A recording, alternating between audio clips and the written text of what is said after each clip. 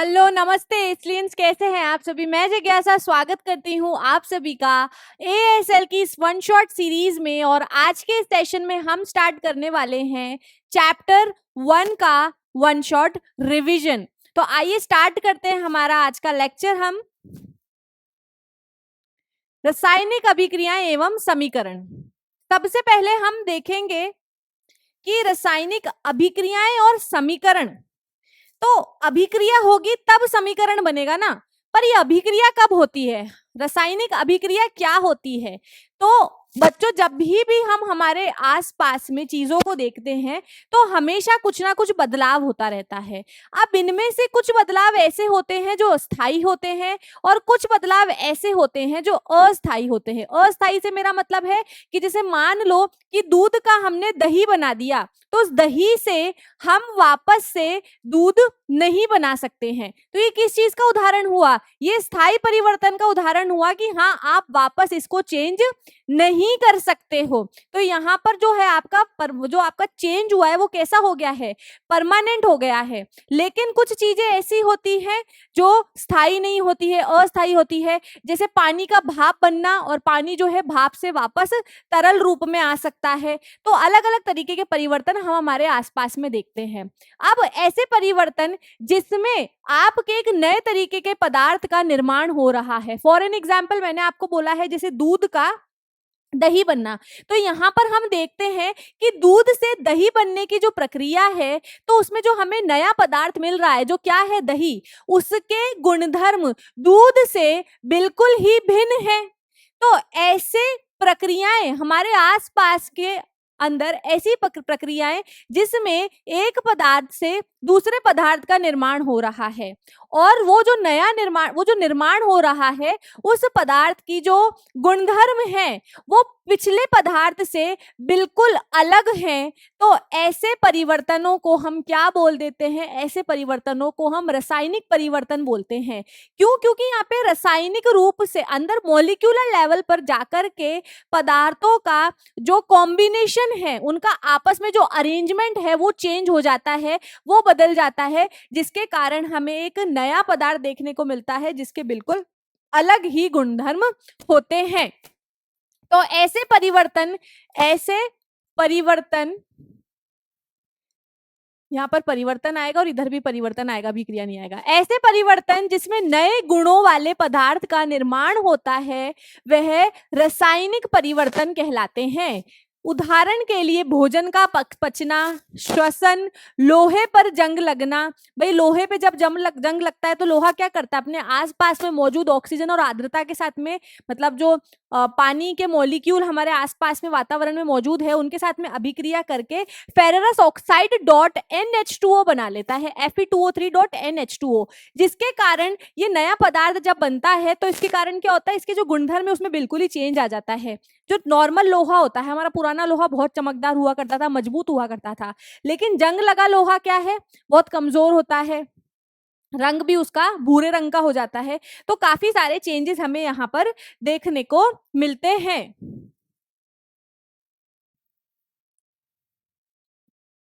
अब हमें कैसे पता लगेगा कि कोई रासायनिक परिवर्तन हो रहा है या नहीं हो रहा है। तो बच्चों, कभी भी अगर रासायनिक परिवर्तन होगा तो कोई ना कोई प्रोसेस तो फॉलो होगा ना, कोई भी चेंज आ रहा है तो कोई ना कोई प्रोसेस तो फॉलो होगा।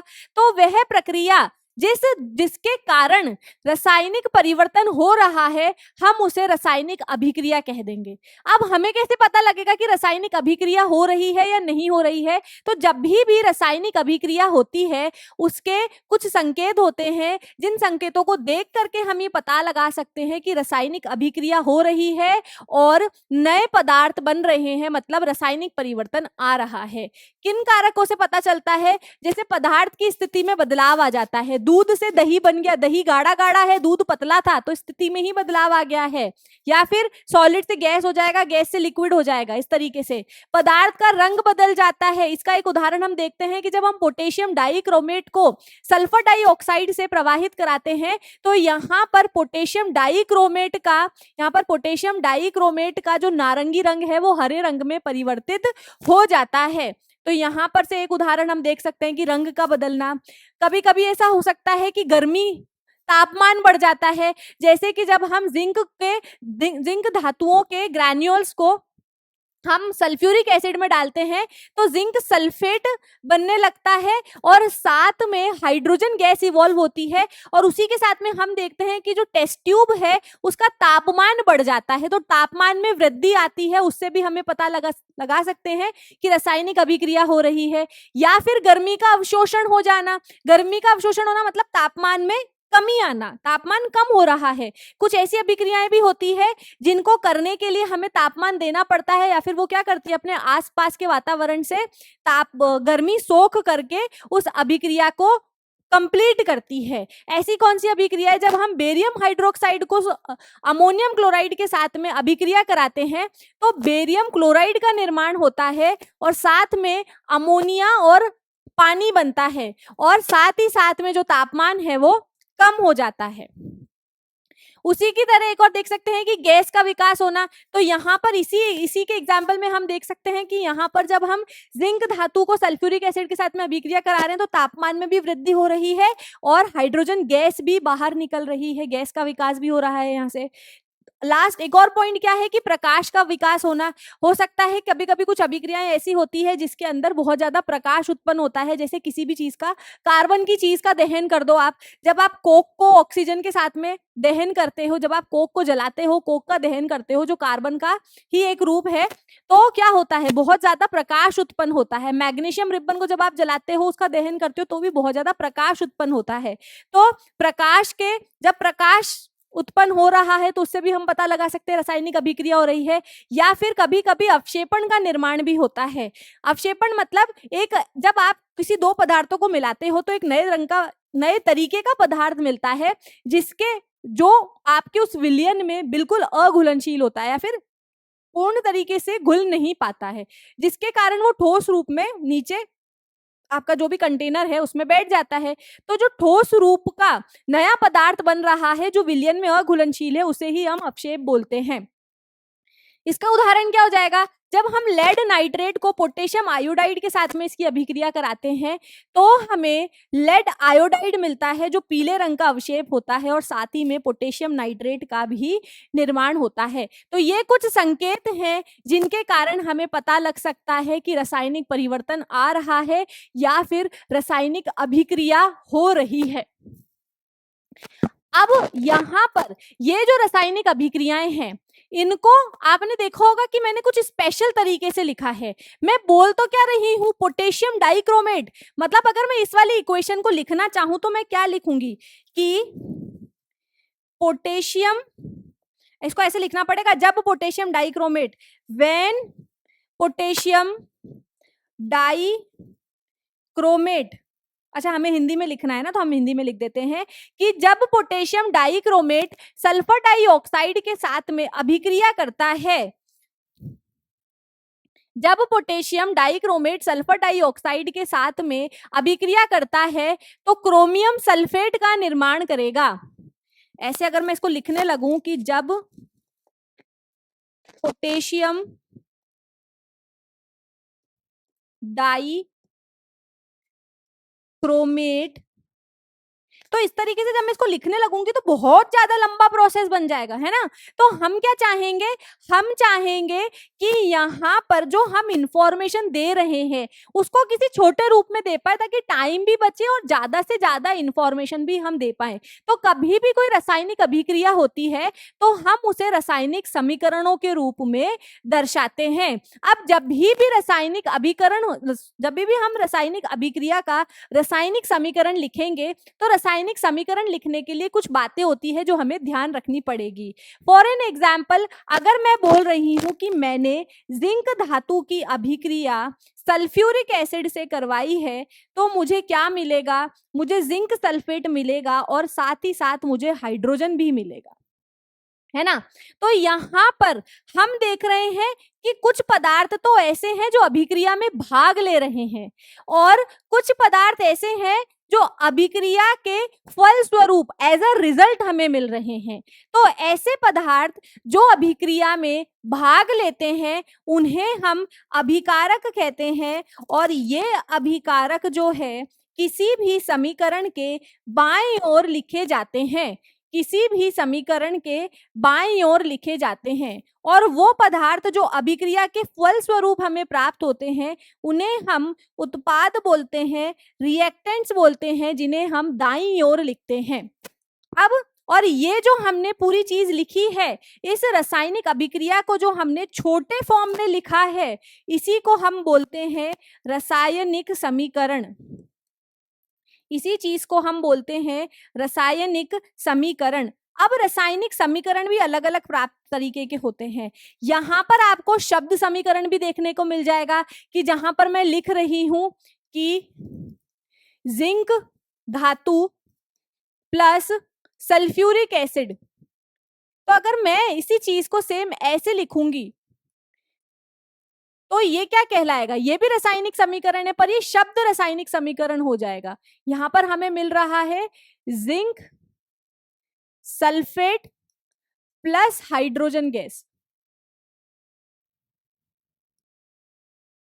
तो यहाँ पर जो ये प्रोसेस है बहुत ज्यादा लेंदी हो जाता है। और यही उस समीकरण को अगर मैंने इस तरीके से उनके संकेतों के रूप में लिखा है तो यहाँ पर जो इंफॉर्मेशन है वो देना मेरे लिए काफी आसान हो जाता है। तो यहाँ पर जब हम किसी रासायनिक अभिक्रिया को रिप्रेजेंट करते हैं तो उसे हम रासायनिक समीकरण कह देते हैं। रासायनिक समीकरण के दो भाग हैं, एक अभिकारक वाला भाग है और एक उत्पाद वाला भाग है। वो पदार्थ जो रासायनिक अभिक्रिया में हिस्सा लेते हैं, भाग लेते हैं, अभिकारक कहलाएंगे, और जो फल स्वरूप हमें मिलते हैं वो हमारे उत्पाद कहलाते हैं। इनकी पोजीशन भी फिक्स है कि उत्पाद को आप सीधे हाथ की तरफ लिखोगे और अभिकारकों को आप उल्टे हाथ की तरफ लिखोगे। अब यहाँ पर आप सोचोगे कि मैम हम जब शब्दों में लिख सकते हैं तो क्या मतलब है इतना कॉम्प्लिकेटेड प्रोसेस लेने का, हमको वैसे भी इसमें लिखने में दिक्कत होती है।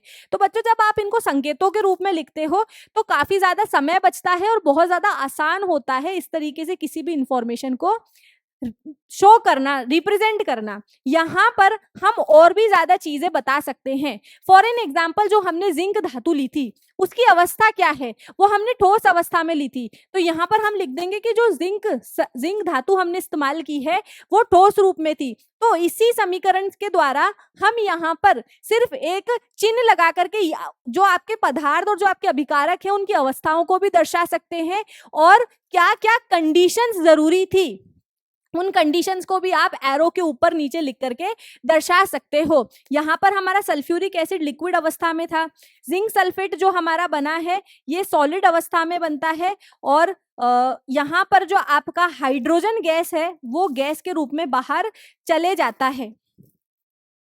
यहाँ पर जिंक सल्फेट का आपको मेनली सॉल्यूशन मिलता है तो हम इसके लिए लिक्विड लिखेंगे। जिंक सल्फेट का हमें सॉल्यूशन मिलता है। जिंक सल्फेट जो है हमें एक्वस सॉल्यूशन के रूप में मिलेगा।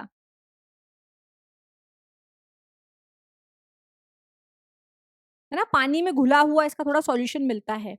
अब यहाँ पर हम देख रहे हैं कि जो रासायनिक अभिक्रिया है उसको संकेतों के रूप में लिखना काफी ज्यादा आसान पड़ता है, इसलिए हम संकेतों के रूप में उसका इस्तेमाल करते हैं। हम संकेतों वाला समीकरण इस्तेमाल करते हैं बजाय कि शब्द समीकरण के। और बड़ा बड़ा लिख करके दिखाना तो वैसे ही बहुत मुश्किल होता है कि किसी रासायनिक अभिक्रिया को का उसमें भाग लेने वाले पदार्थों को क्रियाकारक या फिर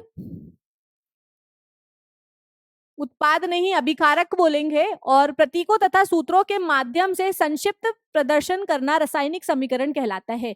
किसी भी रासायनिक अभिक्रिया में उसके अंदर भाग लेने वाले अभिकारक तथा उत्पादों को संकेतों के रूप में या फिर सूत्रों के रूप में शॉर्ट फॉर्म में दर्शाने के प्रोसेस को ही हम रासायनिक समीकरण कहते हैं।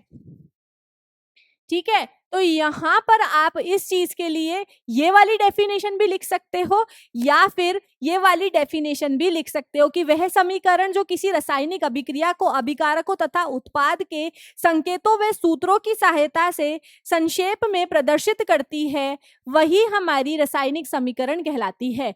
रासायनिक अभिक्रिया रासायनिक समीकरण द्वारा निरूपित की जाती है। अब जो कोई भी आपकी केमिकल रिएक्शन हो रही है, मतलब आपका कोई भी अगर रासायनिक परिवर्तन आ रहा है तो हम उसको रासायनिक समीकरण द्वारा, क्या था रासायनिक समीकरण, इस ऐसे समीकरण बना करके उसे हम प्रदर्शित कर सकते हैं।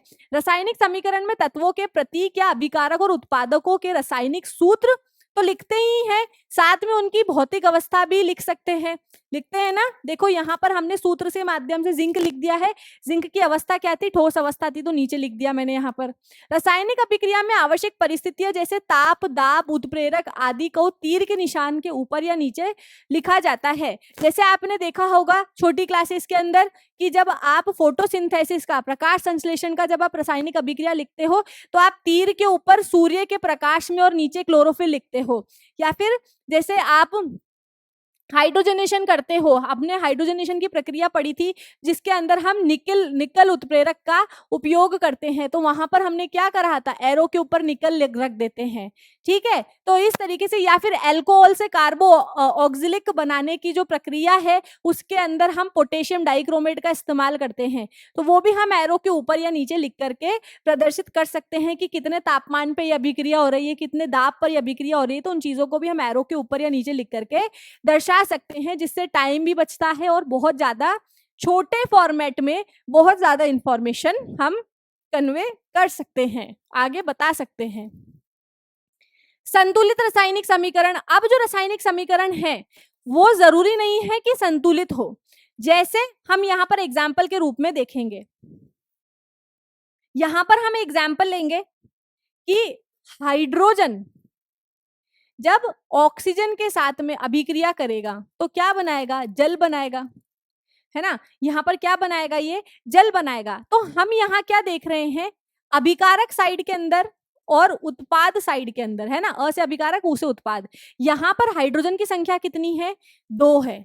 उत्पाद साइड में हाइड्रोजन की संख्या कितनी है, 2 है। ऑक्सीजन को अगर मैं देखूं तो अभिकारक साइड में ऑक्सीजन कितने हैं, 2 है, और उत्पाद साइड में ऑक्सीजन कितना है, 1 ही है। मतलब ये हमारा जो समीकरण है ये संतुलित समीकरण नहीं है। अब आप बोलोगे मैम संतुलित समीकरण क्या होता है, तो भाई संतुलित समीकरण वो समीकरण होता है जिसमें उत्पाद और अभिकारकों की संख्या बराबर होगी। मतलब दाईं ओर जितने हाइड्रोजन के अणु हैं बाईं ओर भी उतने ही हाइड्रोजन के अणु होने चाहिए। दाईं ओर जितने ऑक्सीजन के अणु हैं बाईं ओर भी उतने ही ऑक्सीजन के अणु होने चाहिए। तब हम कह सकते हैं कि जो हमारे पास में समीकरण है वो एक संतुलित रासायनिक समीकरण है। ऐसी रासायनिक समीकरण जिसमें दोनों पक्षों बाईं और दाईं तरफ प्रत्येक तत्व के परमाणुओं की संख्या बराबर हो, वही हमारा संतुलित रासायनिक समीकरण कहलाता है। अब और एक भी चीज है भाई, एक तो बैलेंस होना चाहिए। अब आप बोलोगे कि मैम जरूरी क्या है बैलेंस करना, तो बच्चों हमने केमिस्ट्री में पढ़ा हुआ है द्रव्यमान संरक्षण का नियम। द्रव्यमान संरक्षण का नियम क्या कहता है कि आप किसी भी द्रव्यमान को ना तो बना सकते हो, ना तो उसका सृजन कर सकते हो, ना उसको आप नष्ट कर सकते हो। किसी भी रासायनिक अभिक्रिया में द्रव्यमान का ना तो निर्माण होता है, मतलब यहाँ पर ना तो कोई नई चीज बनेगी ना ही कोई पुरानी चीज खत्म होगी, यहाँ पर सिर्फ उन चीजों का एक्सचेंज हो जाता है। मतलब यहाँ पर हाइड्रोजन गैस था उसकी अलग प्रॉपर्टी है, ऑक्सीजन गैस था उसके अलग गुणधर्म है, ये दोनों मिलकर के क्या बनाएंगे, पानी बना लेंगे जिसके अलग अपने गुणधर्म है। तो यहाँ पर सिर्फ अणुओं का आदान प्रदान होता है या फिर विस्थापन हो सकता है, अरेंजमेंट में चेंज आ सकता है, लेकिन कोई भी नया द्रव्यमान ना तो बनता है। मतलब यहाँ पर ऐसा नहीं कि यहाँ पे सल्फर नहीं है तो आपको अचानक से यहाँ पर सल्फर दिखने लगेगा। कोई भी नया द्रव्यमान ना तो किसी रासायनिक अभिक्रिया में बनता है ना ही उसका विनाश होता है। इसीलिए हम सब जो भी हमारे पास में रासायनिक समीकरण होते हैं हम उनको संतुलित करते हैं, क्योंकि हमें द्रव्यमान संरक्षण के नियम का पालन करना होता है। रासायनिक अभिक्रिया के पहले अभिकारक एवं उसके उत्पाद पश्चात प्रत्येक तत्व के परमाणुओं की संख्या समान होनी चाहिए। तो ये हमारा क्या हो जाएगा, ये हमारा असंतुलित रासायनिक समीकरण हो जाएगा। असंतुलित रासायनिक समीकरण। तो अब द्रव्यमान संरक्षण का नियम बोलता है भाई मैं भी हूं केमिस्ट्री में, मेरे भी तो कुछ लिहाज करो तुम। तो उसके लिए हमें इसका लिहाज करते हुए क्या करते हैं, हम समीकरणों को क्या करेंगे, संतुलित कर देंगे। चलो उसको संतुलित करें। भाई यहाँ पर 2 हाइड्रोजन है, यहाँ पर 2 हाइड्रोजन है। हाइड्रोजन का मामला एकदम फिक्स है, कुछ बिगड़ा हुआ है ही नहीं। ऑक्सीजन का मामला गड़बड़ है, 2 ऑक्सीजन है, 1 ऑक्सीजन है। तो मैं क्या करूंगी, यहाँ पर ऑक्सीजन की संख्या समान करने के लिए क्या करूंगी, यहाँ पर मैं इस चीज को 2 से गुणा कर दूंगी। तो बच्चों अपन जैसे मैथ्स में मल्टीप्लाई करते हैं ना, ऐसे अगर आपको ऐसे कोई चीज दे रखी हो तो उसका क्या मतलब है कि 2 इससे भी मल्टीप्लाई होगा, 2 इससे भी मल्टीप्लाई होगा। तो वैसे ही यहाँ पर जो ये 2 है, ये जो 2 है, ये हाइड्रोजन से भी गुणा होता है, ये ऑक्सीजन से भी गुणा होता है।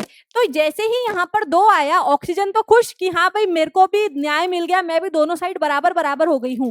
लेकिन हाइड्रोजन को देखो, 2 हाइड्रोजन पहले ही थे। यहाँ पर जो ये आगे वाली चीज होती है और जो ये नीचे वाली चीज होती है ना, ये भी एक दूसरे से गुणा हो जाते हैं। तो 2 हाइड्रोजन पहले से ही थे, मैंने 2 से और गुणा कर दिया, तो 2 दूनी क्या होता है, 4 है। मतलब यहाँ पर जो मेरा उत्पाद वाला भाग है, उसके अंदर हाइड्रोजन की संख्या 2 से गुणा करने के बाद में कितनी हो गई है, 4 हो गई है। और इधर देखो, इधर हाइड्रोजन कितने हैं, 2 ही हैं। तो यहाँ पर मुझे हाइड्रोजन की संख्या भी बराबर करनी पड़ेगी। तो हाइड्रोजन की यहाँ पर 4 है, यहाँ पर 2 पहले से मौजूद है। यहाँ पर हमेशा ध्यान रखना कि इधर अगर आप कुछ भी लिखते हो ना, तो वो मल्टीप्लाई ही होता है।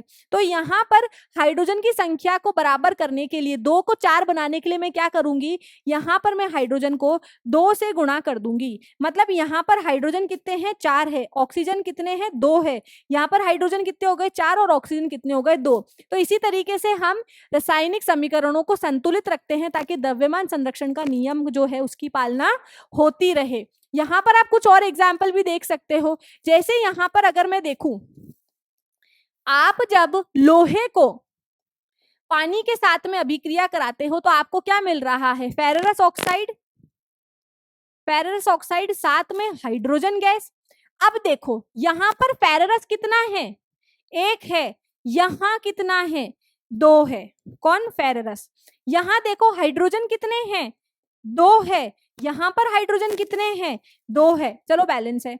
ऑक्सीजन कितना है, 1 है, यहां पर ऑक्सीजन कितने हैं, 3 है। मतलब ये तो फिर भी ठीक है, लेकिन इसका और इसका मामला गड़बड़ाया हुआ है। तो सबसे पहले मैं लोहे को बराबर कर देती हूं। भाई यहाँ पर मेरे पास में, यहाँ पर मेरे पास में 2 आयरन के एटम है ना। तो यहाँ पर भी आयरन के एटम को मैं 2 करने के लिए क्या करूंगी, 2 से गुणा कर दूंगी। मतलब अब यहाँ पर भी मैंने इंटू 2 करा, तो यहाँ पर मेरे पास में लोहा भी कितना हो गया, 2 हो गया। लेकिन जैसे ही मैंने इसको 2 से इंटू करा तो लोहा तो बराबर हो गया और इधर भी बराबर हो गया। लेकिन अभी भी ऑक्सीजन के साथ में दिक्कत चल रही है, ऑक्सीजन अभी बैलेंस नहीं हुआ है। तो यहाँ पर ऑक्सीजन कितने हैं, 3 है, और यहाँ पर 1 ही है। तो भाई 1 को 3 बनाने के लिए क्या करूंगी, 3 से गुणा कर दूंगी। तो यहाँ पर ये 3 इससे गुणा होगा तो कितने ऑक्सीजन हो जाएंगे मेरे पास में, यहाँ पर 3 ऑक्सीजन हो जाएंगे। ये तो बैलेंस हो गया, लेकिन एक दिक्कत है, यहाँ पर कॉम्बो पैक चलता है कि यहाँ पर 3 ऑक्सीजन तो हो गए, लेकिन ये 3 हाइड्रोजन के साथ भी गुणा हो गया। तो हाइड्रोजन कितने हो गए इधर, अब इधर हाइड्रोजन हो गए हैं 6, इधर हाइड्रोजन हो गए 6, क्योंकि मैंने 3 से गुणा कर दिया ना। और इधर हाइड्रोजन कितने चल रहे हैं, सॉरी इधर 6 हो गए हैं, और इधर हाइड्रोजन कितने चल रहे हैं, इधर हाइड्रोजन जो है वो 2 ही चल रहे हैं। मतलब हमें यहाँ भी हाइड्रोजन की संख्या को क्या करना पड़ेगा, 6 करना पड़ेगा। भाई इस 3 से मल्टीप्लाई करा है ना, तो ये 3 ऑक्सीजन तो हो गए, लेकिन ये 3 हाइड्रोजन के साथ में गुणा हुआ, तो हाइड्रोजन के कितने परमाणु हो गए, 6 परमाणु हो गए। तो यहाँ पर हाइड्रोजन के परमाणु की संख्या को भी बैलेंस रखने के लिए हम क्या करेंगे, इसको यहाँ पर 3 से गुणा कर देंगे। तो यहाँ पर मेरा आंसर कितना हो जाएगा, कितना हो गया बेटा, यहाँ पर हाइड्रोजन भी कितने हो गए, 3 2 जा 6, बैलेंस। एकदम शांत दिमाग से देखना है। और अगर आपको लग रहा है कि नहीं हमें और ज्यादा प्रैक्टिस करना है, तो प्लेलिस्ट में इसका एक सेपरेट वीडियो है जिसमें मैंने आपको रासायनिक समीकरणों को बैलेंस करना सिखाया है, आप फर्स्ट चैप्टर की प्लेलिस्ट में देख सकते हो। तो देखो यहाँ पे मैच करो, ओके। अगर आप इसको इससे मत मैच करना, क्योंकि यहाँ पर O4 लिखा हुआ है तो आंसर गलत हो जाएगा। मैंने इसके अकॉर्डिंग इसको बैलेंस करा है कि जो हमारी रासायनिक अभिक्रिया हुई है उसने जल के साथ में अभिक्रिया करके फेरस 3rd ऑक्साइड बनाया है। तो इसके अकॉर्डिंग जो हमारा आंसर है वो सही आ रहा है। नेक्स्ट क्वेश्चन देखेंगे अब हम। यहाँ पर एक और एग्जाम्पल करवा देती हूँ ताकि आप लोगों को थोड़ा सा कॉन्फिडेंस बना रहे कि हाँ हम कर सकते हैं।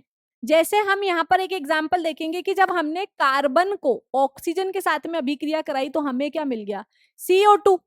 है ना। यहाँ पर हमें क्या मिला है, CO2 मिला है और बहुत सारी ऊष्मा मिली है, बहुत सारी ऊष्मा मिली है, हीट मिली है। तो ये तो हमारा ऑलरेडी बैलेंस है। ऐसे ही देखो, जब मैं मैग्नीशियम रिबन का दहन करती हूँ ऑक्सीजन के साथ में, तो मुझे क्या मिलता है, मैग्नीशियम ऑक्साइड। पर अभी ये बैलेंस नहीं है, इधर एक मैग्नीशियम है, इधर भी एक मैग्नीशियम, इधर ऑक्सीजन 2 है। तो ऑक्सीजन को 2 करने के लिए क्या करूंगी, मैं इसको 2 से गुणा कर दूंगी। तो ये मैग्नीशियम भी 2 से गुणा हो गया, ऑक्सीजन भी 2 से गुणा हो गया। ऑक्सीजन 2 से गुणा होकर के तो खुश है कि हाँ भाई मैं तो बैलेंस्ड हूँ, लेकिन मैग्नीशियम का मामला गड़बड़ा गया, क्योंकि पहले इधर मैग्नीशियम बैलेंस था, लेकिन 2 से मल्टीप्लाई कराया तो मैग्नीशियम इधर डबल हो गया, इधर 2 हो गया, इधर 1 ही है। तो इधर भी मैग्नीशियम की संख्या कितनी करनी पड़ेगी, 2 करनी पड़ेगी। ऐसा करने के लिए मैं इसको 2 से गुणा कर दूंगी। तो ऐसे हमारे जो समीकरण है वो संतुलित हो जाते हैं।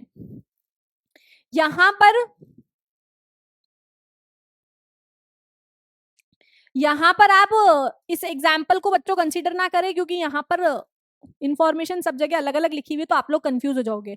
अब यहाँ पर हम एक चीज और देख लेते हैं कि जब हम फेररस की पानी के साथ में अभिक्रिया करवाते हैं तो हमें क्या मिलता है, Fe3O4 मिलता है। ध्यान रखना कि यहाँ पर मैंने बैलेंस करने के प्रिस्पेक्ट में लिखा है, इसलिए यहाँ पर 2O3 चलने दो। लेकिन जब भी आप ये जो अभिक्रिया है ना, इसको चलो आप ठीक कर ही लो कि यहाँ पर O3 नहीं आएगा, O4 आएगा। तो यहाँ पर हमारा पूरा जो मामला है वो चेंज हो जाएगा।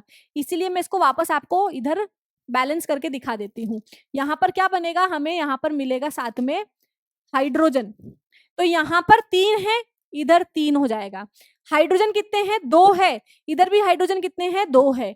ऑक्सीजन 1 है, ऑक्सीजन 4 है, 4 से गुणा करा, 4 ऑक्सीजन हो गए हैं, 4 ऑक्सीजन हो गए, लेकिन हाइड्रोजन कितने हो गए, 8 हो गए हैं। तो इसको बैलेंस करने के लिए इसको 4 से गुणा कर दूंगी। अब आपको ध्यान रखना है कि यहाँ पर जो ये लोहा है हमारा नॉर्मल पानी के साथ में रिएक्ट नहीं करता है, ये निम्न अभिक्रियाशील धातुओं में से एक है। तो ये जो लोहा होता है तो सॉलिड रूप में ही रहता है, लेकिन जो हमारा यहाँ पर पानी है उसको हम भाप के रूप में लेते हैं, गैसियस फॉर्म में लेते हैं, भाप के रूप में लेते हैं। और हमारे पास में यहाँ पर फेररस ऑक्साइड का निर्माण होता है, जो कि ठोस अवस्था में रहती है, और साथ ही साथ यहाँ पर हाइड्रोजन गैस जो है वो निष्कासित हो जाती है। तो इस तरीके से हम तत्वों को, किसी भी रासायनिक समीकरण को अधिक इंफॉर्मेटिव बनाने के लिए क्या करते हैं, अभिकारक और उत्पादों की भौतिक अवस्था भी लिख देते हैं। संतुलित तो करना ही है, और ज्यादा उसको ठीक तरीके से लिखने के लिए क्या करेंगे, हम उनकी अवस्थाओं को भी यहाँ पर लिख देंगे। तो उम्मीद करती हूँ कि ये चीज आपकी क्लियर है। एक और इसी के साथ में हमने एग्जाम्पल और कर लिया है। अब कुछ आवश्यक परिस्थितियां भी होती है, जैसे कि कुछ रासायनिक समीकरण है जो कुछ उत्प्रेरकों की मौजूदगी में ही होते हैं, निकल पैलेडियम जैसी। तो हम क्या करते हैं, एरो के ऊपर निकल लिख देंगे। तो अगर कोई स्पेसिफिक तापमान रिक्वायर्ड है, किसी चीज को आपको 343 केल्विन के तापमान पर गर्म करना है, तो हम एरो के ऊपर तापमान लिख देते हैं, कितना गर्म करोगे तभी अभिक्रिया होगी। तो इस तरीके से हम जो आवश्यक परिस्थितियां हैं वो भी ऊपर या नीचे लिख सकते हैं।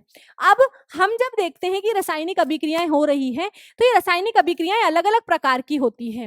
रासायनिक अभिक्रियाओं को हम मेनली 4 प्रकार में बांट सकते हैं। 4 प्रकार की रासायनिक अभिक्रियाएं हम मेनली मोटे मोटे तौर पर देखेंगे। मोटे मोटे तौर पर उसके अंदर अलग चीजें चलती हैं, वो मैं आपको और बताऊंगी। सबसे पहली तो होती है संयोजन अभिक्रिया। संयोजन अभिक्रिया में क्या होता है, संयोजन मतलब जुड़ना। संयोजन मतलब क्या होता है, जुड़ना। मतलब जब संयोजन हो रहा है, जुड़ रहा है, कौन जुड़ेगा, ऑब्वियसली है कि अभिकारक जुड़ेंगे। जब आपके 2 अभिकारक मिलकर के एक उत्पाद बनाते हैं तो हम क्या बोल सकते हैं कि संयोजन अभिक्रिया हुई है। उदाहरण देखो इनके, जब भी हम कार्बन का दहन करते हैं ऑक्सीजन के साथ में, तो हमें क्या मिलता है, हमें कार्बन डाइऑक्साइड मिलती है। तो यहाँ पर क्या हो रहा है, कार्बन और ऑक्सीजन 2 अलग अलग लोग थे, मिलकर के एक हो गए, है ना। तो यहाँ पर क्या हो गया, संयोजन अभिक्रिया हो गया। इसी प्रकार से जब मैं कैल्शियम ऑक्साइड को जल के साथ में अभिक्रिया कराती हूँ, तो ये सब अलग अलग थे, लेकिन ये दोनों मिलकर के, ये अलग अणु था, ये अलग अणु था, दोनों मिलकर के क्या बना लेते हैं, बुझे हुए चूने का निर्माण करते हैं, जिसको हम कैल्शियम हाइड्रोक्साइड बोलते हैं। यहाँ पर हम इसकी परिस्थितियां भी लिख देंगे कि ये लिक्विड था, और यहाँ पर ये हमें एक्वस फॉर्म में पानी के घोल के रूप में मिलता है। इसी प्रकार से यहाँ पर आप ये वाला एग्जाम्पल भी देख सकते हो कि जल का निर्माण जब होता है तो वो भी एक संयोजन अभिक्रिया का उदाहरण हो जाएगा। इन अभिक्रियाओं में कोई भी सह उत्पाद मतलब एक ही उत्पाद बनेगा, एक से ज्यादा उत्पाद नहीं बनता है। अगला देखेंगे ऊष्माक्षेपी अभिक्रियाएं, है ना, मतलब ये ऊष्माक्षेपी और ऊष्माक्षेपी और ऊष्माशोषी, ये तो क्या है ना, अलग से सब पार्ट में आ जाते हैं। मोटे मोटे तौर पे हम 4 तरीके की पढ़ेंगे, लेकिन हम देखते हैं कि कुछ रासायनिक अभिक्रियाओं को करवाने के लिए हमें ऊष्मा देनी पड़ती है, और कुछ रासायनिक अभिक्रियाओं को जब होती है तो ऊष्मा का निर्माण होता है ना।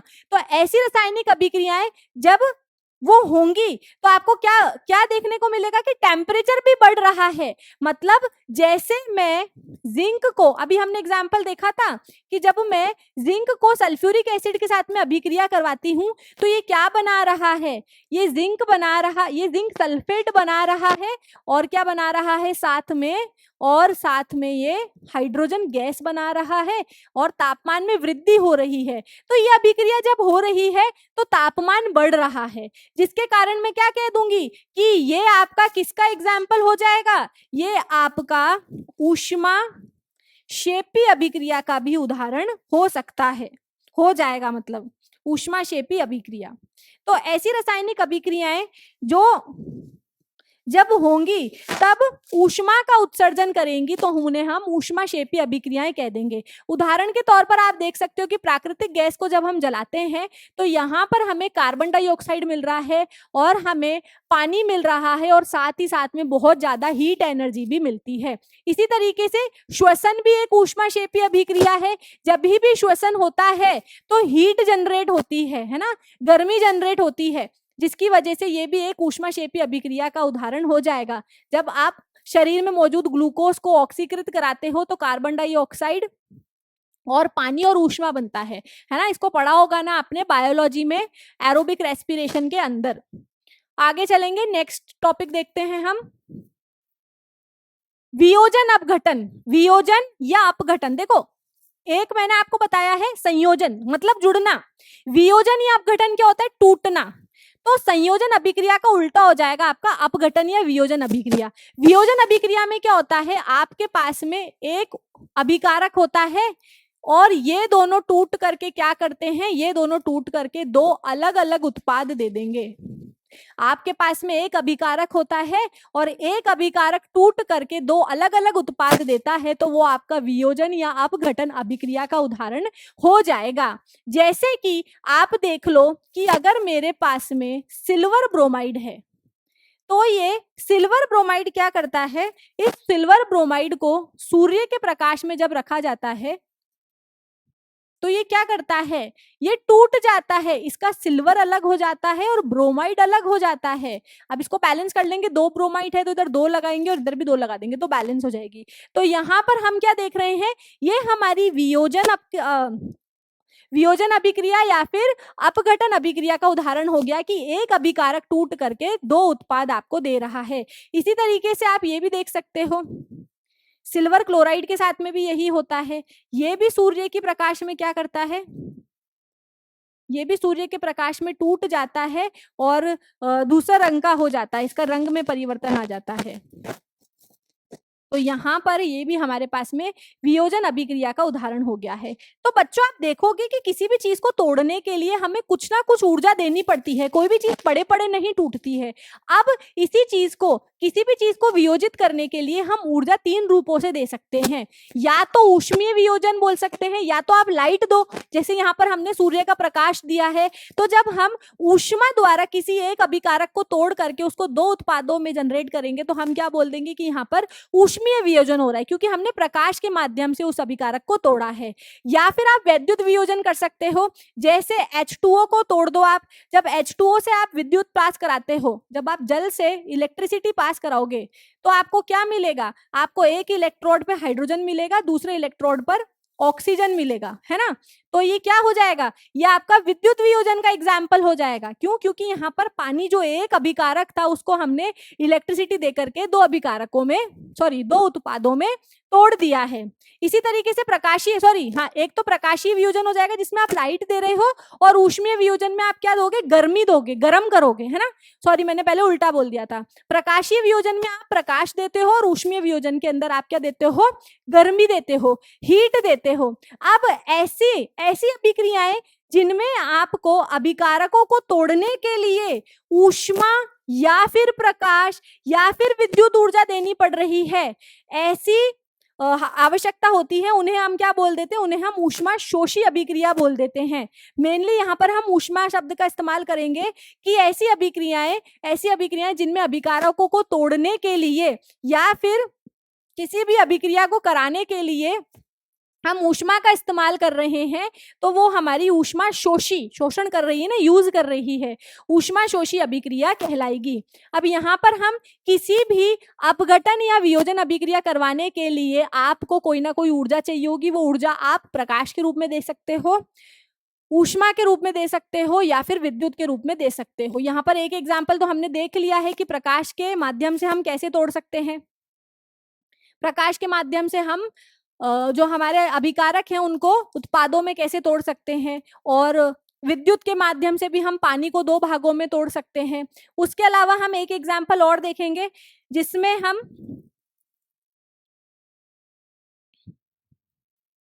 हम उत्पाद को गर्मी, ऊष्मा की मदद से तोड़ेंगे। कौन सा एग्जाम्पल लेते हैं हम, कि जब हम कैल्शियम कार्बोनेट को गर्म करेंगे, जब हम कैल्शियम कार्बोनेट को गर्म करते हैं, जब हम कैल्शियम कार्बोनेट को गर्म करते हैं, है ना, ऊष्मा दे रहे हैं, हीट कर रहे हैं, तो हमें क्या मिलता है, हमें मिलेगा यहाँ पर कैल्शियम ऑक्साइड और साथ में मिलेगा हमें CO2।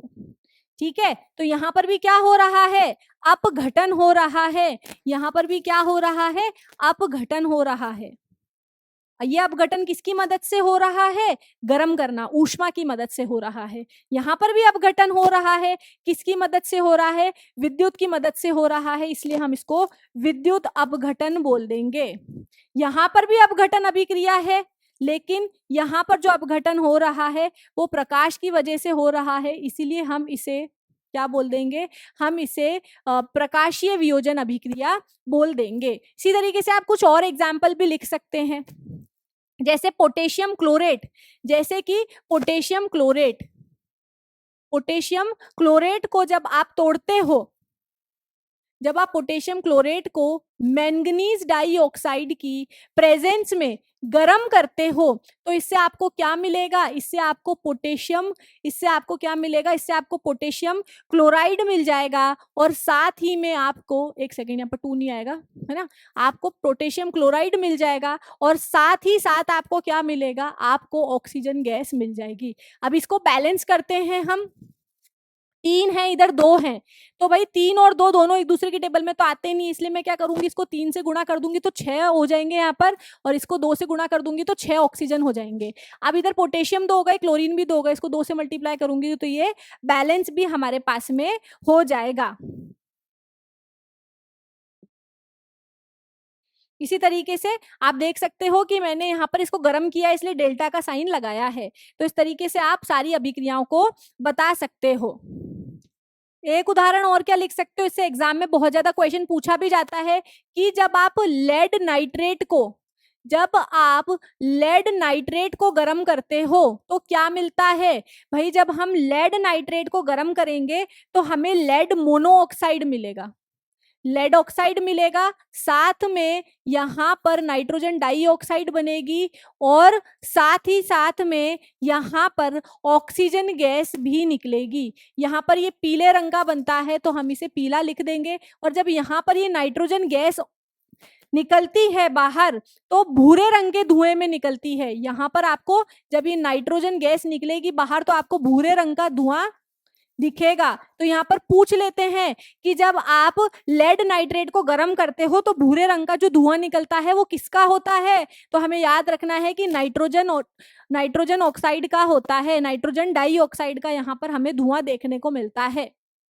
साथ ही साथ में अगर आप इसको बैलेंस करना चाहो तो बैलेंस भी कर सकते हो कि यहाँ पर क्या लिखा है, यहाँ पर 3 लिखा हुआ है और बाहर 2 लिखा हुआ है, तो मतलब मल्टीप्लाई हो रहा है। टोटल ऑक्सीजन कितने हैं, 6 हो गए हैं। और यहाँ पर ऑक्सीजन काउंट करो, 2 और 2 4, और इधर एक ही है 5, तो 2 से गुणा कर दूं, कितने हो गए हैं, 6 ऑक्सीजन हो गए टोटल। अब क्या देखेंगे हम यहाँ पर कि नाइट्रोजन कितने हैं, भाई यहाँ पर 2 नाइट्रोजन है। यहाँ पर हम देख रहे हैं कि हमारे पास में यहाँ पर 2 नाइट्रोजन है। तो नाइट्रोजन को बैलेंस करने के लिए यहाँ पर अगर मैं 2 लगाऊंगी तो नाइट्रोजन की संख्या तो बराबर हो गई है, नाइट्रोजन की संख्या हमारे पास में यहाँ पर बराबर हो जाएगी। नहीं, नाइट्रोजन की संख्या यहाँ पर 2 नाइट्रोजन है ना, तो यहाँ पर बैलेंस करने के लिए हमें यहाँ पर भी 2 लगाना पड़ेगा। इसको हम थोड़ा क्लीन करके लिख लेते हैं, यहाँ पर स्पेस नहीं है, इस इक्वेशन को हम कहीं और लिख लेते हैं ताकि हमें अच्छा स्पेस मिल जाए। ओके, यहाँ पर सीधा विस्थापन आ गया है, तो हम स्लाइड लेंगे एक नई।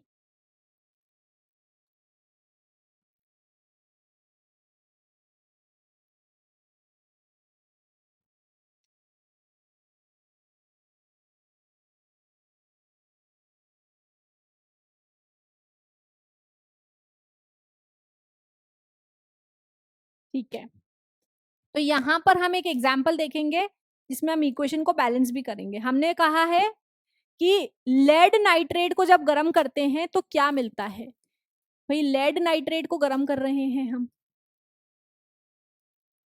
ठीक है, तो हमें क्या मिलेगा, लेड ऑक्साइड मिलेगा पीले रंग का, ठीक है, और साथ में नाइट्रोजन डाइऑक्साइड निकलेगी, भूरे रंग के फ्यूम्स निकलेंगे, यहां से भूरे रंग का धुआं निकलेगा। साथ ही साथ हमें यहाँ पर ऑक्सीजन मिलेगी। बैलेंस करते हैं इसको, टोटल हमारे पास में यहाँ पर 6 ऑक्सीजन हो रहे हैं, क्योंकि बाहर ब्रैकेट में 2 है ना, तो 2 3 जा 6, 6 ऑक्सीजन हो गए और 2 नाइट्रोजन हो गए। यहाँ पर नाइट्रोजन एक ही है, तो पहले यहाँ पर मैं नाइट्रोजन को बैलेंस कर लेती हूँ, 2 नाइट्रोजन हो गए, इधर भी 2 नाइट्रोजन बैलेंस। अब यहाँ पर अगर हम देखें तो हमारे पास में यहाँ पर ऑक्सीजन कितने हैं, तो 2 और 3 6 ऑक्सीजन है, और इधर ऑक्सीजन कितने हैं, 2 और 2 4, 4 और 2 6, 6 और 1 7, 7 ऑक्सीजन है, और यहाँ पर केवल 2 ही ऑक्सीजन है, सॉरी यहाँ पर केवल 6 ऑक्सीजन है, और यहाँ पर टोटल 7 है। कैसे 7 है, 2 इंटू 2 4, 4 और 2 6, 6 और 1 यहाँ पर 7, तो इधर भी हमें या तो 7 ऑक्सीजन करना पड़ेगा, लेकिन 7 ऑक्सीजन करना इतना आसान नहीं है ना। और तो हम क्या कर सकते हैं, मल्टीपल में कुछ बैलेंस कर सकते हैं। अगर मैं यहाँ पर 2 से मल्टीप्लाई कर दूं तो यहाँ पर कितने हो जाएंगे मेरे पास में, यहाँ पर मेरे पास में हो जाएंगे 12 ऑक्सीजन, यहाँ पर मेरे पास में 12 ऑक्सीजन हो जाएंगे। अब जब मैंने यहाँ पर 2 से मल्टीप्लाई करा है तो यहाँ पर 12 ऑक्सीजन हो गए, लेकिन यहाँ पर जो मेरा ये वाली चीज है ये वापस गड़बड़ा गई। यहाँ पर नाइट्रोजन की संख्या कितनी हो गई, 2 थे पहले और 2 से मल्टीप्लाई तो टोटल 4 नाइट्रोजन हो गए। तो यहाँ पर अब मुझे क्या करना पड़ेगा, यहाँ पर मुझे 4 से मल्टीप्लाई करना पड़ेगा, तो यहाँ पर 4 नाइट्रोजन हो जाएंगे। यहाँ पर लेड कितने हो गए, 2 हो गए, तो लेड को भी बैलेंस करना पड़ेगा, 2 हो जाएंगे। अब काउंट करके देखो यहाँ पर कितने हैं टोटल ऑक्सीजन, भाई नाइट्रोजन का मामला तो बराबर हो गया, ऑक्सीजन में गड़बड़ आ रही है, तो 2 इधर और 2 3 जा 6, तो टोटल 12 हो गए। इधर काउंट करते हैं, 2 इधर हो गए हैं, प्लस 4 2 जा 8 इधर हो गए हैं, और 2 उधर हो गए हैं, तो इधर भी कितने हो गए 12, तो हो गया बैलेंस यहाँ पर सिस्टम। तो इस तरीके से हम सारी की सारी चीजों को यहाँ पर करेंगे। और लेड नाइट्रेट का कलर कैसा होता है, रंगहीन होता है, आप ये भी लिख लें कि ये रंगहीन है। तो यहाँ पर हमने क्या करा है, गर्म करा है। तो यहाँ पर देखो किस किस का उदाहरण हो गया है, यहाँ से आपको मिल गया है ऊष्मा शोषी अभिक्रिया का उदाहरण हो गया है, ये अपघटन अभिक्रिया का उदाहरण भी हो गया है, और इसको ऊष्मीय अपघटन अभिक्रिया भी आप बोल सकते हो। और यहाँ पर एक क्वेश्चन ये पूछ लिया जाएगा कि जब लेड नाइट्रेट को गर्म करते हैं तो कौन से रंग का धुआं निकलता है, भूरे रंग का धुआं निकलता है। भूरे रंग का धुआं किसका निकलता है, तो भाई यहाँ पर भूरे रंग का धुआं जो है नाइट्रोजन डाइऑक्साइड का निकलता है। पीले रंग का क्या बनता है, पीले रंग का लेड मोनोऑक्साइड बनता है। तो इस तरीके से आप यहाँ पर चीजों को देख सकते हैं। इसी क्रम में जो अगली अभिक्रिया हमारे पास में आएगी वो है विस्थापन अभिक्रिया, विस्थापन मतलब विस्थापित कर देना, एक को उठा करके दूसरी जगह रख देना। विस्थापन अभिक्रिया को आप कैसे समझ सकते हो कि भाई दो उत्पाद थे, यहाँ पर हमारे पास में हमारे पास में दो अभिकारक थे, एक अभिकारक ये रहा, एक अभिकारक ये रहा। ये क्या करते हैं, विस्थापित कर देते हैं, जगह बदल लेते हैं। तो यहाँ पर आपको क्या मिलता है, कुछ इस तरीके का अरेंजमेंट आपको देखने को मिलता है। इस चीज को हम एक एग्जाम्पल से समझेंगे कि जब हम लोहे को कॉपर सल्फेट के विलयन में डालते हैं तो यहाँ पर ये जो लोहा है ये कॉपर से अधिक अभिक्रियशील होने के कारण क्या करता है, इसको लात मार के यहाँ से निकाल देता है और क्या बना लेता है, यहाँ पर ये फेररस सल्फेट बना लेता है।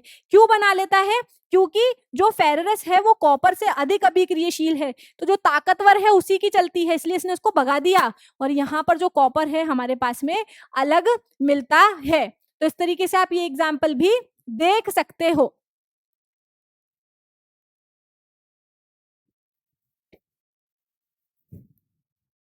यहाँ पर से आप एक एग्जाम्पल और देख सकते हो और इधर भी मैं आपको एक एग्जाम्पल और बता देती हूँ। एक क्वेश्चन और पूछा जाता है इसी में से, तो वो भी मैं आपको लिखवा देती हूँ कि जब आप फेररस ऑक्साइड को गर्म करते हो, जब आप फेररस सल्फेट को गर्म करते हो तो क्या बनता है।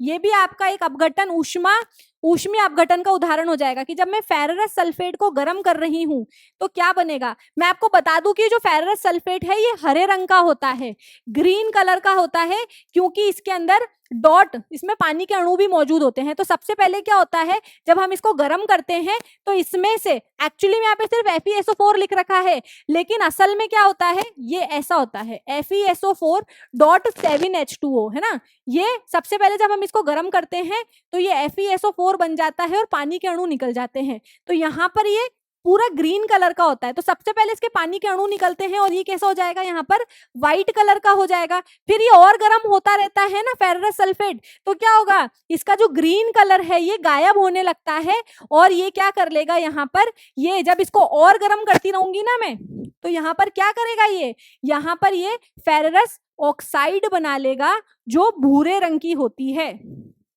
ये भी क्वेश्चन पूछा गया है प्रीवियस ईयर्स में, इसलिए आपको बता रही हूं। साथ ही यहाँ पर सल्फर डाइऑक्साइड का भी निर्माण होता है और साथ ही में यहाँ पर सल्फर ट्राइऑक्साइड भी निकलती है। सल्फर डाइऑक्साइड को आप उसकी गंध से पहचान सकते हो। तो यहाँ पर ये क्वेश्चन और आप लोगों को याद रखना है। कलर पूछ लेते हैं, कलर पूछ लेते हैं या फिर एग्जाम्पल भी पूछ सकते हैं, कैसे भी पूछ सकते हैं क्वेश्चन। हम थे विस्थापन अभिक्रिया। इन अभिक्रियाओं में क्या होता है, अधिक अभिक्रियशील तत्व निम्न अभिक्रियल या फिर कम अभिक्रियशील तत्व को उसके यौगिक में से विस्थापित कर देता है। जैसे यहाँ पर हमारा जो लोहा है वो अधिक अभिक्रियशील तत्व है और ये क्या करता है, कॉपर को विस्थापित कर देता है, भगा देता है उसको, क्योंकि ज्यादा ताकतवर है। और यहाँ पर क्या बन जाता है, कुछ इस तरीके का फॉर्मेट देखने को मिलता है। ऊपर वाला ही है ना, बस आगे पीछे लिख दिया तो कोई फर्क नहीं पड़ता, BC+A भी लिख सकते हो उसको। तो यहाँ पर एक ये हमारे पास में उदाहरण आ गया है। अब हम क्या देखते हैं कि लोहे की कील पर भूरे रंग की कॉपर की परत जम गई है। लोहे की कील पर भूरे रंग की कॉपर की परत जम गई है, जिससे हमें पता लगता है भाई ये तो थोड़ा चमकदार ग्रेइश कलर का होता है ना, लेकिन यहाँ पर क्या होता है, यहाँ पर इस पे भूरा रंग आ जाता है, जिससे हमें पता लग जाता है। और जो आपका सॉल्यूशन है उसका कलर भी चेंज हो जाता है, उससे हमें मालूम लगता है कि यहाँ पर ये अभिक्रिया हुई है।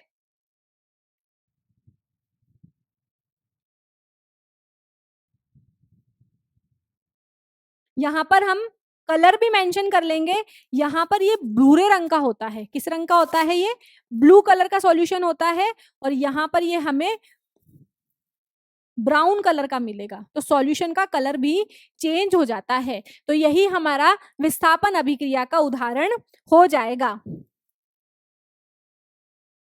ऐसे ही आप एक और लिख सकते हो कि जब हम जिंक को कॉपर सल्फेट के सॉल्यूशन में रखते हैं तो जिंक भी क्या है, जिंक भी कॉपर से अधिक अभिक्रियशील होता है, तो क्या बना लेगा, यहाँ पर जिंक सल्फेट बना लेगा साथ में कॉपर। तो यहाँ पर ये जो ब्लू कलर है ये क्या हो जाता है, कलरलेस हो जाएगा, रंगहीन हो जाएगा। तो यहाँ पर आप एक उदाहरण और लिख सकते हैं। आपको पता होना चाहिए कि कौन ज्यादा अभिक्रियशील है, कौन सा निम्न अभिक्रियशील है। अब सवाल ये आता है कि मैम हमें कैसे पता लगेगा, तो अभिक्रियशीलता श्रेणी जो है वो मैं आपको पढ़ा चुकी हूँ, सक्रियता श्रेणी जो है मैं पढ़ा चुकी हूँ चैप्टर 3 में, वहां से ही आपको इस चीज के बारे में पता लगेगा। ऐसा हम एक और क्वेश्चंस देखेंगे। कि जब हम कॉपर क्लोराइड को, एग्जाम्पल लिखवाती जा रही हूं, एग्जाम्पल नोट करना है बच्चों क्योंकि इसी में से क्वेश्चन बन जाते हैं। कॉपर क्लोराइड की हम अभिक्रिया करवाएंगे लेड के साथ में, है ना, कॉपर क्लोराइड की अभिक्रिया कराएंगे लेड के साथ में। लेड भी जो है वो कॉपर से अधिक अभिक्रियाशील है, तो यहाँ पर क्या बन जाएगा, यहाँ पर हमारे पास में लेड क्लोराइड आ जाएगा, लेड क्लोराइड आ जाएगा और साथ ही में कॉपर जो है वो यहाँ से अलग निकल जाएगा। यहाँ पर ये हरे रंग का होता है कॉपर क्लोराइड और यहाँ पर ये रंगहीन हो जाएगा।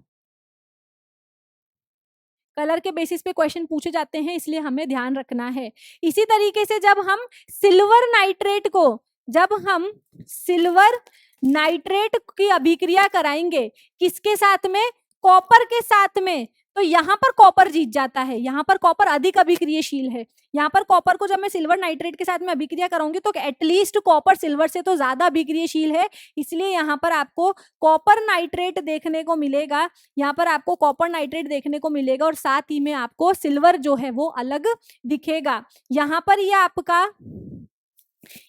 आपका रंगहीन होता है, लेकिन जैसे ही यहाँ पर कॉपर नाइट्रेट बनता है ये ब्लू कलर का हो जाता है और ये ग्रेइश सिल्वर कलर का चमकदार सफेद रंग का आपको दिखता है। तो ये कुछ उदाहरण है जो आपको यहाँ पर ध्यान रखने हैं। बेटा सक्रियता श्रेणी ढंग से पढ़ लोगे ना तो आपके फर्स्ट सेकंड थर्ड चैप्टर बहुत इजी हो जाएंगे और स्पेशली ये चैप्टर तो बहुत ही अच्छे से आपको आ जाएगा। कंपाउंड फॉर्मेशन मैंने दिखा दिया है, कौन सी अभिक्रियाशील जो आपकी अभिक्रिया है वो होगी या नहीं होगी वो आपको सक्रियता श्रेणी से पता लगेगा। अभी ये अभिक्रिया हो रही है लेकिन एग्जामिनर ऐसे पूछेगा कि अगर आपने फेररस सल्फेट के सॉल्यूशन में कॉपर रख दिया तो क्या होगा, कुछ नहीं होगा क्योंकि कॉपर जो है वो कम अभिक्रियाशील है तो वो लोहे को विस्थापित कर ही नहीं पाएगा। इसी प्रकार से हम एक और चीज देखेंगे, इसी प्रकार से हम अगली अभिक्रिया देखेंगे। अगली किस तरीके की अभिक्रिया है, तो अगली अभिक्रिया है हमारे पास में द्विविस्थापन, डबल डिस्प्लेसमेंट। यहां पर क्या होता है, आयन एक्सचेंज हो जाते हैं। डिस्प्लेसमेंट में क्या हो रहा है, विस्थापन में क्या हो रहा है कि अधिक अभिक्रियाशील तत्व कम अभिक्रियाशील तत्व को विस्थापित कर रहा है। यहाँ पर क्या है, ये एक्सचेंज ही कर लेते हैं, बिल्कुल अपने आयनों के समूह को ही एक्सचेंज कर लेते हैं। तो यहाँ पर आपको बिल्कुल नए तरीके का पैटर्न देखने को मिलता है। फॉर एन एग्जाम्पल जब मैं सोडियम सल्फेट को, जब मैं यहाँ पर सोडियम सल्फेट को बेरियम क्लोराइड के साथ में अभिक्रिया करवाती हूँ, जब मैं सोडियम सल्फेट की बेरियम क्लोराइड के साथ में अभिक्रिया कराती हूँ तो यहाँ पर देखो ये ऐसे याद रखना, प्लस माइनस प्लस माइनस, इसका प्लस इसके माइनस के साथ जाकर के जुड़ जाएगा तो आपको क्या मिल जाएगा, NaCl, और इसका माइनस इसके प्लस के साथ में जाकर के जुड़ जाएगा, आपको क्या मिल जाएगा, बेरियम सल्फेट। यहाँ पर ये जो बेरियम सल्फेट है यह आपको सफेद रंग के अवशेप में मिलेगा और ऐसी अभिक्रियाएं जिनके अंदर अवशेप का निर्माण होता है उसे हम अवशेपण अभिक्रिया भी बोलते हैं। सफेद अविलेय अवशेपण का निर्माण होता है, इसलिए हमारे अवशेपण अभिक्रिया का भी उदाहरण हो जाएगा। इसी तरीके से हमने लेड नाइट्रेट वाला भी देखा था कि जब आप लेड नाइट्रेट को पोटेशियम आयोडाइड के साथ में अभिक्रिया कराते हो तो आपको क्या मिलेगा, आपको लेड आयोडाइड और पोटेशियम नाइट्रेट मिलता है और यहाँ पर ये आपका एक पीले रंग के अवशेप में मिलता है, पीले रंग का अवशेप। अब एक बात बच्चों हमेशा ध्यान रखना, जब भी अवशेपण अभिक्रिया होगी तो वहीं पर आपको विस्थापन अभिक्रिया भी देखने को मिलेगी, स्पेशली द्विविस्थापन। जब भी आपकी अवशेपण अभिक्रिया होगी तो आपको विस्थापन अभिक्रिया भी मिलेगी। तो आप बोल सकते हो कि हमेशा अवशेपण अभिक्रिया और विस्थापन अभिक्रिया दोनों साथ साथ में होती है। तो यहाँ पर ये आपका एक और एग्जाम्पल हो गया है। एक और चीज अगर आप यहाँ पर एग्जाम्पल लिख सकते हो द्विविस्थापन का, तो उदासीनीकरण का उदाहरण लिख सकते हो कि जब आप सोडियम हाइड्रोक्साइड को HCl के साथ में अभिक्रिया कराते हो तो आपको क्या मिलता है, नमक मिलता है और पानी मिलता है ना। यहाँ से ये प्लस वाला पार्ट होता है, ये भी प्लस वाला पार्ट होता है, ये माइनस वाला पार्ट होता है, हमेशा बाद वाला माइनस का ही होगा। तो ये इसके साथ में जाकर के जुड़ जाएगा, ये इसके साथ में जाकर के जुड़ जाएगा। तो यहाँ पर एक और आपके डबल डिस्प्लेसमेंट रिएक्शन का एग्जाम्पल आपको मिल गया है। एक दो उदाहरण और लिखवा देती हूं मैं आपको यहाँ पर। एल्यूमिनियम क्लोराइड और अमोनियम हाइड्रोक्साइड की अभिक्रिया जब हम करवाते हैं, हम यहाँ पर क्या किसकी अभिक्रिया कराएंगे, aluminium chloride plus ammonium hydroxide की अगर हम यहाँ पर अभिक्रिया करवाते हैं तो आपको कैसे ध्यान रखना है, ये प्लस का ये माइनस का, ये प्लस का ये माइनस का, इसका प्लस इसके माइनस के साथ जाकर के जुड़ेगा।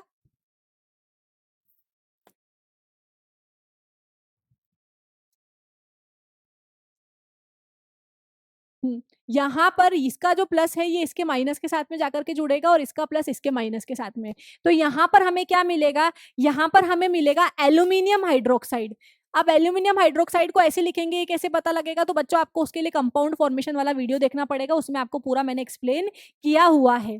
ठीक है, यहाँ पर एल्यूमिनियम हाइड्रोक्साइड आपको मिल गया है और साथ ही में ये जो NH4 है ये क्लोरीन के साथ में जुड़ जाएगा, तो आपको अमोनियम क्लोराइड यहाँ पर देखने को मिलेगा। तो यहाँ पर हमारा ये एक और एग्जाम्पल जो है वो सॉल्व हो गया और यहाँ पर आपको इसका व्हाइट पीपीटी देखने को मिलता है, एक अविलेय पदार्थ मिलता है, मतलब सफेद अवक्षेपण आपको देखने को मिलता है। तो इसी के साथ में हमारी द्विविस्थापन अभिक्रिया भी जो है वो पूर्ण हो गई है। अब हम अगली चीजें यहाँ पर करेंगे, उपचयन और अपचयन अभिक्रिया है। अब उपचयन से आपको ऊ से क्या याद रखना है, ऊ उपचयन ऑक्सीजन, और अपचयन से आपको हाइड्रोजन याद रखना है। ऐसी अभिक्रियाएं जिसमें या तो किसी एक तत्व में हाइड्रोजन ऐड हो रहा है या फिर ऐसी अभिक्रियाएं जिसमें एक तत्व में या तो ऑक्सीजन ऐड हो रहा है या हाइड्रोजन बाहर निकल रहा है, हाइड्रोजन का ह्रास हो रहा है, या तो ऑक्सीजन की वृद्धि हो जाए किसी एक तत्व में या फिर हाइड्रोजन निकल जाए। अगर दोनों में से कोई एक चीज हो जाएगी तो आप क्या बोल दोगे कि उपचयन अभिक्रिया हो गई है। फॉर एन एग्जाम्पल, यहाँ पर जब हम कार्बन को ऑक्सीजन की प्रेजेंस में जलाते हैं तो क्या होगा, कार्बन के साथ में ऑक्सीजन जुड़ जाती है। तो यहाँ पर जब कार्बन के साथ में ऑक्सीजन जुड़ रही है तो यहाँ पर हमारे कार्बन डाइऑक्साइड का निर्माण हो रहा है। अब यहाँ पर जिस चीज में ऑक्सीजन जुड़ती है हम बोल देंगे कि वो चीज जो है हमारी उपचयित हो गई है। तो हम यहाँ पर क्या कह सकते हैं कि कार्बन उपचयित होकर कार्बन डाइऑक्साइड में परिवर्तित हो गया है। ऐसे ही यहाँ पर आप देखोगे तो यहाँ पर कॉपर के साथ में ऑक्सीजन जुड़ गई है, तो यहाँ पर कॉपर उपचयित होकर के क्या बना रहा है, कॉपर यहाँ पर उपचयित होकर के कॉपर ऑक्साइड बना रहा है। ठीक है, उपचयित होकर के कॉपर ऑक्साइड बना रहा है। ऐसा ही हम एक और एग्जाम्पल देखेंगे, यहां पर जब हम कॉपर ऑक्साइड की, यहां पर हम क्या कर रहे हैं, कॉपर ऑक्साइड की जब हम अभिक्रिया कराते हैं हाइड्रोजन के साथ में गर्म करके, तो क्या होता है, यहां पर हमें कॉपर मिलेगा और साथ में पानी मिलेगा। तो यहां पर हम क्या देख रहे हैं कि यहां पर कॉपर ऑक्साइड से कॉपर बन गया है, मतलब आपका कॉपर निकल गया है ना, इसमें से कॉपर निकल गया है। तो हम क्या बोल देंगे कि कॉपर ऑक्साइड अपचयित हो गया है। मतलब क्यों अपचयित हो गया, क्योंकि उसमें से ऑक्सीजन निकल गया इसलिए अपचयित हो गया है, और अपचयित होकर के क्या बनाया उसने, कॉपर बनाया है। इसी प्रकार जो हाइड्रोजन है, हाइड्रोजन के साथ में ऑक्सीजन जुड़ गया है और हाइड्रोजन खुद क्या हो गया है, हाइड्रोजन लेकर के हाइड्रोजन खुद हो गया है उपचयित, उसका उपचयन हो गया है। और तो हमने यहाँ से क्या देखा है कि कुछ ऐसी अभिक्रियाएं हैं, ऐसी अभिक्रियाएं जिनमें या तो ऑक्सीजन जुड़ जाए या फिर हाइड्रोजन निकल जाए, वो हमारी उपचयन अभिक्रिया कहलाएगी। और ऐसी अभिक्रियाएं जिसमें या तो हाइड्रोजन जुड़ जाए या ऑक्सीजन निकल जाए, वो हमारी अपचयन अभिक्रिया कहलाएगी। और ऐसी अभिक्रियाएं जिसमें दोनों ही चीज हो रही है, यहाँ पर देखो आपका उपचयन भी हो रहा है और यहाँ पर आपका अपचयन भी हो रहा है। ऐसी अभिक्रियाएं जिसमें उपचयन और अपचयन दोनों होता है, वो हमारी रिडॉक्स रिएक्शन कहलाती है, रिडक्शन ऑक्सीडेशन इक्वेशन कहलाती है। मतलब जिसमें दोनों चीजें साथ होगी वो रिडॉक्स रिएक्शन कहलाएगी। जिसमें केवल एक चीज हो रही है, उपचयन हो रहा है तो उपचयन अभिक्रिया, और जिसमें केवल अपचयन हो रहा है तो वो अपचयन अभिक्रिया, दोनों साथ में हो रही है तो रिडॉक्स रिएक्शन यहाँ पर वो कहलाएगी। आप चाहो तो और एग्जाम्पल इसके देख सकते हो।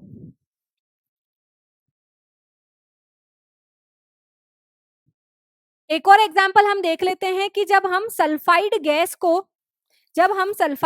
को क्लोरीन के साथ में अभिक्रिया कराते हैं, जब हम सल्फाइड गैस की क्लोरीन के साथ में अभिक्रिया कराएंगे तो यहाँ पर क्या होगा, यहाँ पर ये क्लोरीन आकर के हाइड्रोजन से जुड़ जाएगा और क्या बन जाएगा, यहाँ पर HCl बन जाएगा और यहाँ पर सल्फर जो है वो बाहर निकल जाएगा। तो यहाँ पर हम क्या देख रहे हैं, यहाँ पर सल्फाइड में से सल्फर बना है, मतलब आपका हाइड्रोजन हट गया है, हाइड्रोजन का हास्र हुआ है। और ऐसी अभिक्रियाएं क्या कहलाती है, अपचयन अभिक्रिया कहलाती है। तो हम क्या कह सकते हैं कि सल्फाइड का अपचयन हो गया है सल्फर में, सल्फाइड का अपचयन हो गया है सल्फर में।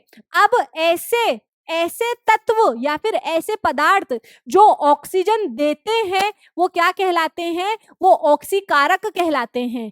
और ऐसे पदार्थ जो हाइड्रोजन देते हैं वो आपके अवकारक कहलाते हैं। जैसे यहाँ पर कॉपर ऑक्साइड ने हाइड्रोजन को ऑक्सीजन दिया है तो यहाँ पर कॉपर ऑक्साइड आपका ऑक्सीकारक हो जाएगा। जो खुद रिड्यूस होता है ना, जो खुद अपचयित होता है वो ही ऑक्सीकारक कहलाता है। तो यहाँ पर ये ऑक्सीकारक कहलाएगा। और यहाँ पर हाइड्रोजन से H2O बनाए ना, तो मैं क्या करूँ, कह दूंगी कि इसका उपचयन हो गया है। अब इस कॉपर से हाइड्रोजन लेने वाला कौन था, सॉरी, इस कॉपर से ऑक्सीजन लेने वाला कौन था, इस कॉपर से ऑक्सीजन लेने वाला था हाइड्रोजन। तो यहाँ पर ये हाइड्रोजन छीनने वाला जो इंसान है ना वो आपका अवकारक कहलाता है। जो खुद उपचयित होगा ना वही अवकारक है और जो खुद अपचयित हो रहा है ना वही ऑक्सीकारक है। ऐसे आपको ध्यान रखना है। तो यहाँ पर ये क्या कहलाएगा हमारा, ये हमारा क्या लिख रही थी मैं उसके लिए कि ये अपचयित हो रहा है ना, तो ये हमारा ऑक्सीकारक कहलाएगा। ये रिड्यूसिंग एजेंट है ना, इसने रिड्यूस कर दिया है, यहाँ पर इसका उपचयन हुआ है और इसने क्या किया है, इसने, हाँ सॉरी, ये अवकारक कहलाएगा। इसने ऑक्सीजन लिया है तो अवकारक कहलाएगा। आगे मैंने स्लाइड पे मेंशन कर दिया है, आपको वहां से नोट कर सकते हो। अच्छा यहाँ पर नहीं लिखा हुआ है तो कोई बात नहीं, मैं लिख देती हूँ बच्चों, लिख देती हूं मैं यहाँ पर, ऑक्सीजन देने वाला या हाइड्रोजन लेने वाला क्या कहलाएगा आपका, ऑक्सीकारक। या फिर ऑक्सीजन लेने वाला या हाइड्रोजन देने वाला क्या कहलाएगा आपका, अवकारक। ठीक है, तो यहाँ पर ये हमारे दोनों ही चीजें सॉल्व हो गई हैं, ऑक्सीडेशन और रिडक्शन दोनों ही हमने यहाँ पर देख लिए हैं। आप चाहें तो एक और एग्जाम्पल मैं आपको यहाँ पर करा देती हूँ, लेकिन उसके लिए हमें एक स्लाइड चाहिए, तो हम एक स्लाइड ले लेते हैं पहले एक्स्ट्रा, ताकि हम और एग्जाम्पल्स को कर पाए।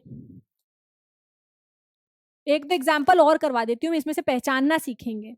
जैसे हमारे पास में एग्जाम्पल है जिंक ऑक्साइड का, इसको हमने कहाँ पढ़ा है, इसको हमने धातु और धातु में भी पढ़ा है बच्चों। अच्छा ठीक है, जब हम जिंक ऑक्साइड का, धातुओं को ऑक्साइड के रूप में ला करके हम उनका अपचयन करते हैं कार्बन के साथ में, तो हमें धातु शुद्ध रूप में मिल जाती है जिंक, और यहाँ पर क्या बन जाएगा, कार्बन डाइऑक्साइड बाहर निकल जाएगा हमारा, सॉरी यहाँ पर आपका कार्बन मोनोऑक्साइड निकलेगा। कार्बन के साथ में आप इसको लिमिटेड एयर में गर्म करते हो तो आपका कार्बन मोनोऑक्साइड यहाँ पर निकलता है। तो बच्चों यहाँ पर देखो, हम क्या देख रहे हैं कि जिंक ऑक्साइड किस में बना है, जिंक में। ऑक्सीजन निकल गया, मतलब इसका क्या हुआ है, अपचयन। ठीक है, यहाँ पर कार्बन से क्या बना है, कार्बन मोनोऑक्साइड, इसको ऑक्सीजन मिल गया तो इसका क्या हुआ है, उपचयन। ठीक है, हम क्या देख रहे हैं कि यहाँ पर कार्बन को ऑक्सीजन देने वाला कौन है, कार्बन को ऑक्सीजन देने वाला है जिंक ऑक्साइड। तो यहाँ पर ये जिंक ऑक्साइड खुद क्या है, इसने ऑक्सीजन दिया है ना, तो ये ऑक्सीकारक कहलाएगा, ऑक्सीजन देने वाला कारण ऑक्सीकारक। और यहाँ पर भले ही कार्बन का अपचयन हो गया है, लेकिन इसने जिंक से ऑक्सीजन छीनी है, तो ये खुद क्या कहलाएगा? ये कहलाएगा अवकारक। ये कहलाएगा हमारा यहाँ पर अवकारक। उम्मीद करती हूँ कि इसके साथ में आपको और बेटर क्लियर हो गया होगा। एक और एग्जाम्पल देखते हैं, आप मेरे साथ साथ में इसको सॉल्व करना। एक और एग्जाम्पल दे रही हूं मैं आपको यहाँ पर, आप उसको देख करके भी सॉल्व कर सकते हो। जब हम मैंगनीज डाइऑक्साइड को हाइड्रोक्लोरिक एसिड के साथ में अभिक्रिया करवाते हैं, मैंगनीज डाइऑक्साइड की अगर हम हाइड्रोक्लोरिक एसिड के साथ में अभिक्रिया करवाएंगे, तो यहाँ पर इसको ऐसे करना, प्लस माइनस, यहाँ पर क्या हो जाएगा? MnCl2, मैंगनीज क्लोराइड मिलेगी और जल मिलेगा। तो मैंगनीज क्लोराइड और जल आपको यहाँ पर मिलेगा। ठीक है, अब इसमें आपको क्या देखना है? यहाँ पर आपको देखना है कि यहाँ पर कौन ऑक्सीडाइज हो रहा है, मतलब कौन अपचयित हो रहा है, कौन उपचयित हो रहा है, और सारी चीजें आपको यहाँ पर देखनी है। अब इस चीज को और अच्छे से पहचानने के लिए आपको एक और उदाहरण, एक और डेफिनेशन, एक और कॉन्सेप्ट मैं बता रही हूं अपचयन और उपचयन का। ये आपकी बुक में तो मेंशन नहीं है, लेकिन ये आपको क्वेश्चन सॉल्व करने में मदद करेगा। तो इस चीज को आप यहाँ पर नोट कर लो कि अगर आपके अभिक्रिया में अधातु जुड़ रही है, अधातु का जुड़ना या धातु का निकलना, अधातु का जुड़ना या धातु का निकलना आपका क्या कहलाता है? आपका उपचयन कहलाता है। इसके विपरीत हम क्या बोल सकते हैं कि धातु का जुड़ना या फिर अधातु का निकलना अपचयन कहलाता है। आप इसको हायर क्लासेस में ऑक्सीडेशन स्टेट से रिलेट करके और लॉस ऑफ इलेक्ट्रॉन, मतलब इलेक्ट्रॉन की प्राप्ति होना या इलेक्ट्रॉन का निकलना, उसके कॉन्सेप्ट के रूप में पढ़ोगे। तो यहाँ पर अगर हम देखें तो हमारे पास में यहाँ पर ऑक्सीजन निकल गया है। यहाँ से हम क्या देख रहे हैं? यहाँ से मैंगनीज से ऑक्सीजन निकल गया है। यहाँ से अगर हम देख रहे हैं कि मैंगनीज ऑक्साइड से मैंगनीज क्लोराइड निकल गया है, सॉरी मैंगनीज क्लोराइड बन गया है, तो ऑक्सीजन का निकलना क्या हो जाएगा? यहाँ पर अपचयन हो गया है इसका, और इसका हो गया है उपचयन। आगे देखेंगे हम कि संचारण, दैनिक जीवन में उपचयन अभिक्रियाओं का प्रभाव। अब हम देख रहे हैं कि उपचयन और अपचयन जो है काफी ज्यादा कॉमन अभिक्रियाएं हैं। कैसे कॉमन अभिक्रियाएं हैं? हम देखते हैं कि हम जब धातुओं को खुली हवा में छोड़ते हैं तो धातुओं के ऊपर कभी भूरी, कभी काली, कभी हरे रंग की परत हमें देखने को मिलती है। डिपेंड करेगा कि हम कौन सी धातु की बात कर रहे हैं। तो जब भी हम किसी धातु को ऑक्सीजन तथा आर्द्रता के साथ में छोड़ देते हैं, या फिर अम्ल के साथ में अगर वो संपर्क में आती है किसी भी तरीके से, तो धातु की ऊपरी परत जो है वो कमजोर हो जाती है और संचारित हो जाएगी, जिसे हम संचारण कहते हैं। जैसे हम यहाँ पर अगर फेरस ऑक्साइड की बात करें, तो यहाँ पर जो हमारा लोहा है वो क्या करता है? हमारे पास में जो फेरस है, वो फेरस क्या करता है? हवा में मौजूद, एक सेकेंड बच्चों ना, हवा में मौजूद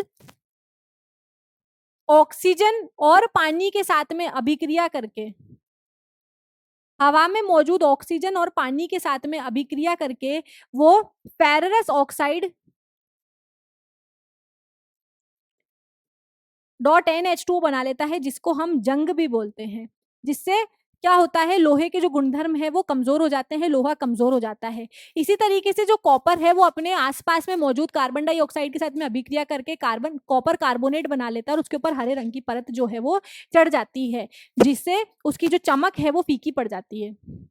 उसी तरीके से लोहे की वस्तुओं पर जंग लगना, चांदी के ऊपर काली परत का बनना, तांबे के ऊपर हरी परत का चढ़ना संचारण के उदाहरण है। आप संचारण से बचाव कैसे कर सकते हो? सारी चीजें हमने धातु अधातु में भी पढ़ ली है।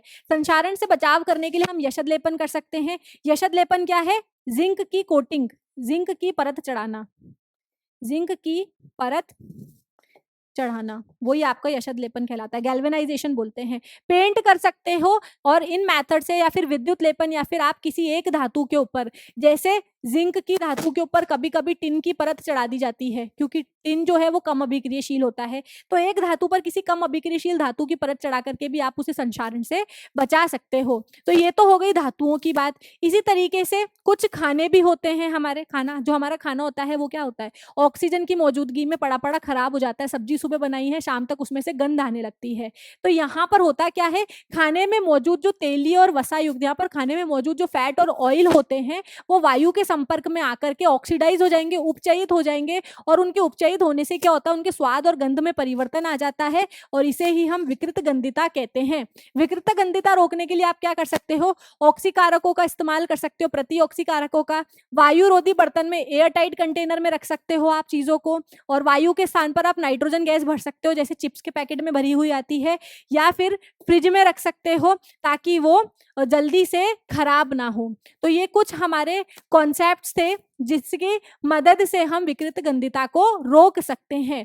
इसी के साथ में जो बच्चों हमारे चैप्टर फर्स्ट है उसका वन शॉट रिवीजन यही खत्म होता है। उम्मीद करती हूँ कॉन्सेप्ट रिवीजन आपका अच्छा रहा होगा, सारी चीजों से कनेक्टिविटी फील कर पाए होंगे आप। अगर किसी भी चीज में डाउट है तो आप कमेंट सेक्शन में पूछ सकते हैं, मैं आपके डाउट का आंसर जरूर करूंगी। तो बच्चों मिलते हैं आपसे अगले लेक्चर में। टिल देन पढ़ते रहिए, ख्याल रखिए अपना, बाय बाय।